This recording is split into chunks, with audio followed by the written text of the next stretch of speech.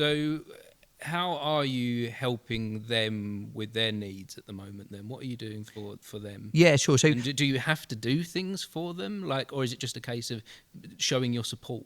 Well, I mean, yeah. So basically, you go into Parliament, and there's obviously there's a lot. There's 650 of us, and when you first go, again, the emails you get, lots of emails from constituents, which obviously your top priority, and you get lots of emails from charities, and they're all really, really important. You know, cancer charities, homeless charities, and they're all really important. And the sad reality is you can't help them do all. everything, but directly prior to coming into being an MP, I worked for a charity that supported young carers across Essex, which was called Action for Family Carers. So, and a story I've told a number of times, but it came from being a teacher and working with young carers. So it was something that I wanted to really be one of my focuses. Obviously, when I focused on the constituency stuff and felt I was in a good place with that, was supporting young carers. So that's what got me interested in supporting young carers.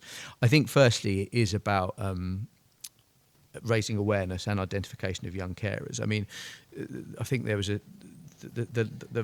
the statistic is that there's about at least 10,000 young carers in Essex alone.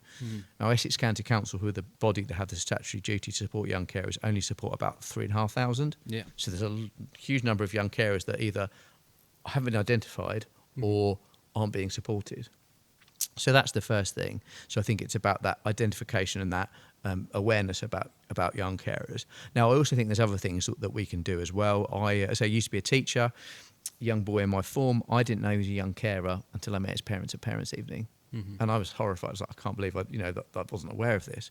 So I think, and that's not, I do beat myself up over that, but I mean that I won't be alone in that sort of story.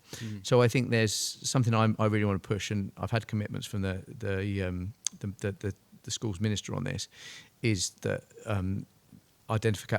knowledge about young carers is mandatory for teachers. So all teachers should be trained.